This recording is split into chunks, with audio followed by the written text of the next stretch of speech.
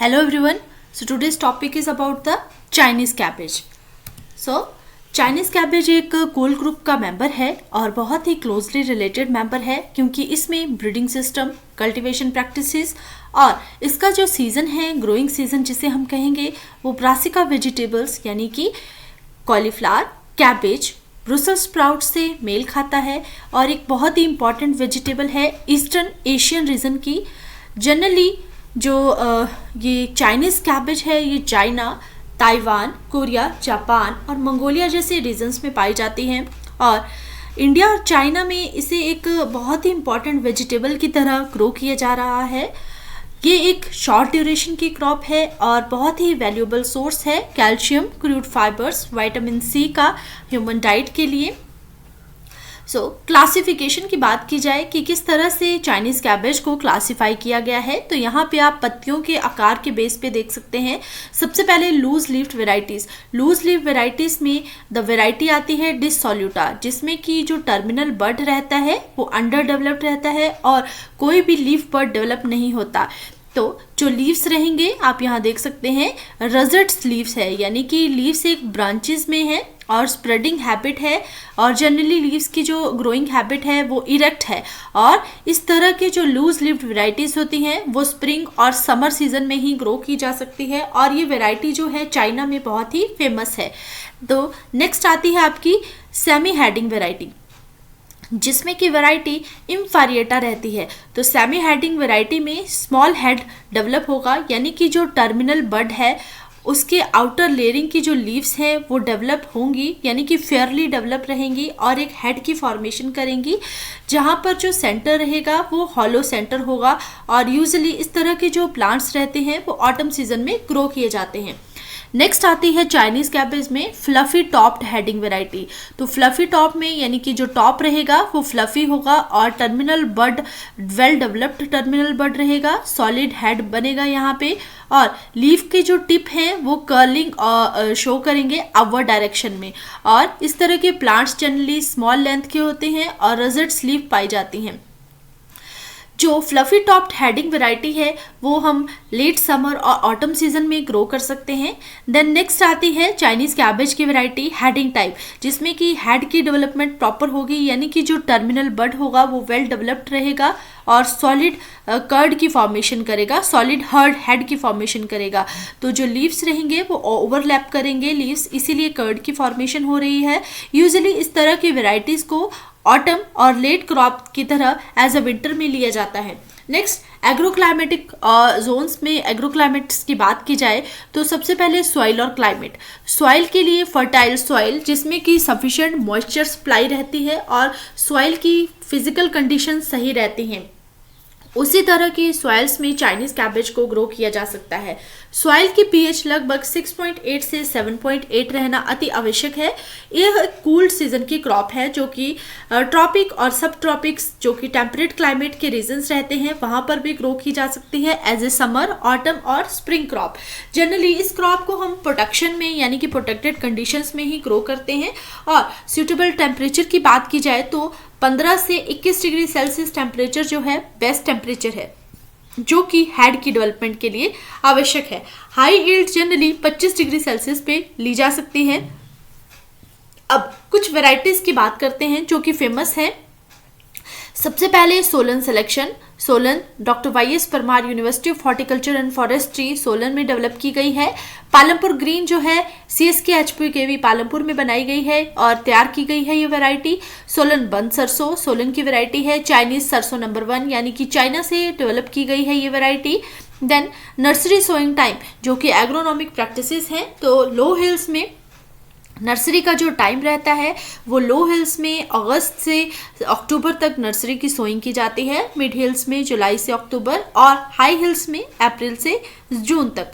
Then seed rate की बात की जाए तो लगभग 600 से 750 ग्राम per hectare seed rate required होता है अगर हमें नर्सरी रेज करनी है।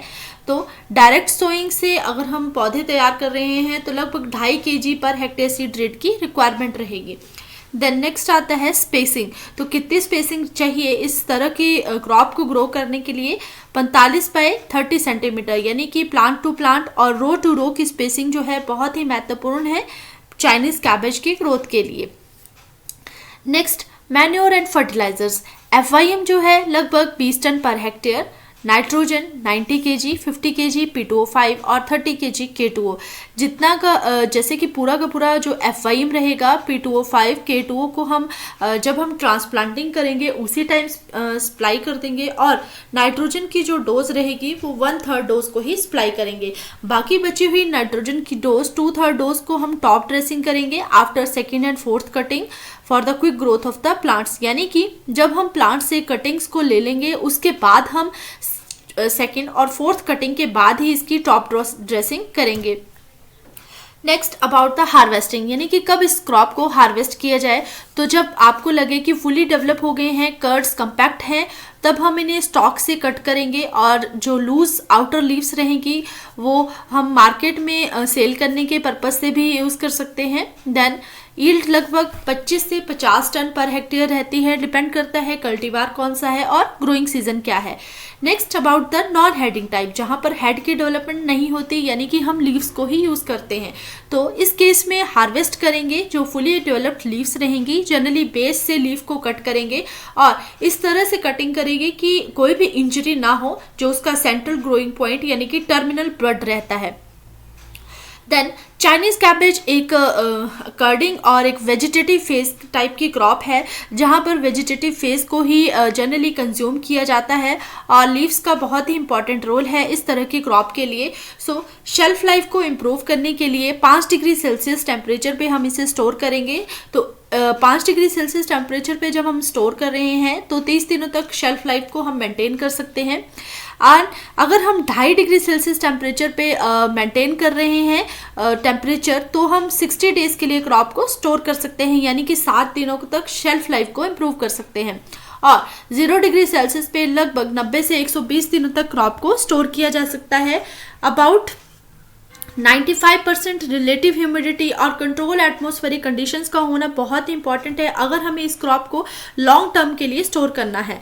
देन लो कार्बन डाइऑक्साइड और लो ऑक्सीजन की जो कॉम्बिनेशन रहेगा वही शेल्फ लाइफ को इम्प्रूव करेगा। तो स्टोरेज के लिए शेल्फ लाइफ को इम्प्रूव करने के लिए टेम्परेचर का बहुत इंपॉर्टेंट रोल है। Then about the physiological disorders, तो चाइनीज कैबेज में टिप वन एक बहुत इंपॉर्टेंट फिजियोलॉजिकल डिसऑर्डर है जो कि कैल्शियम की डेफिशिएंसी की वजह से रहता है।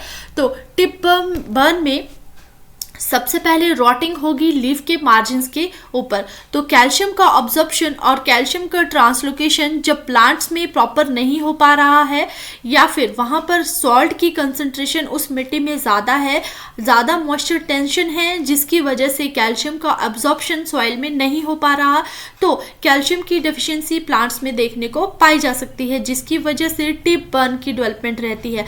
टिप बर्न में फोटोसिंथेसिस का जो रेट रहेगा वो कम हो जाएगा और शुगर का कंटेंट भी कम होगा, यानी कि प्लांट्स जो है फोटोसिंथेसिस के प्रोसेस को अच्छी तरह से नहीं कैरी आउट करेंगे। देन जो बहुत सारी स्टडीज़ में इन्वेस्टिगेट किया गया कि लो कैल्शियम के कंसंट्रेशन की वजह से जब यंग लीव्स में इस तरह की सिचुएशन पाई जाती है तो जो प्लांट की जो रैपिड ग्रोथ है वो स्टंट हो जाती है, यानी कि प्लांट की ग्रोथ जो है वो कम हो जाएगी लो रिलेटिव ह्यूमिडिटी पे।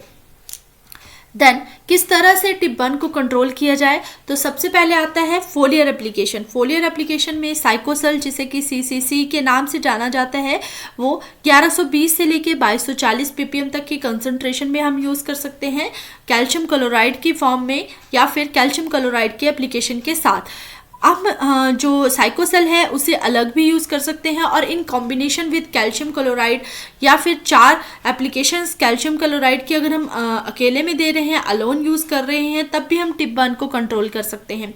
अगर हम स्प्रे कर रहे हैं 5 times 0.7% calcium chloride along with the Na जो कि 50 ppm के कंसनट्रेशन के साथ यूज़ करेंगे, तब भी हम इस फिजियोलॉजिकल डिसऑर्डर को कंट्रोल कर सकते हैं। नेक्स्ट आता है बोरोन की डेफिशिएंसी, यानी कि बोरोन की डेफिशिएंसी जो से हेड की फॉर्मेशन जो है बहुत ही कम होगी और मिड रिब्स में क्रैक्स देखने को मिलेंगे, जिसकी वजह से जो लीव्स रहेंगी वो ब्राउन हो जाएंगी। इस तरह की डेफिशिएंसी जनरली ग्रोइंग पॉइंट्स पे ज़्यादा देखने को मिलती है। Then about the excess of nitrogen में कॉज सम डिसऑर्डर्स, तो नाइट्रोजन की ज़्यादा एक्सेस होने की वजह से जो हेड की फॉर्मेशन है वो कम हो जाएगी और ब्लैक स्पॉट्स देखने को मिलेंगे मिड रिब में, जो कि अंदर की लीव्स रहेंगी। तो इस तरह से एक्सेस ऑफ नाइट्रोजन जो है वो भी हार्मफुल है चाइनीज़ कैबेज के लिए। So this is all about the Chinese cabbage.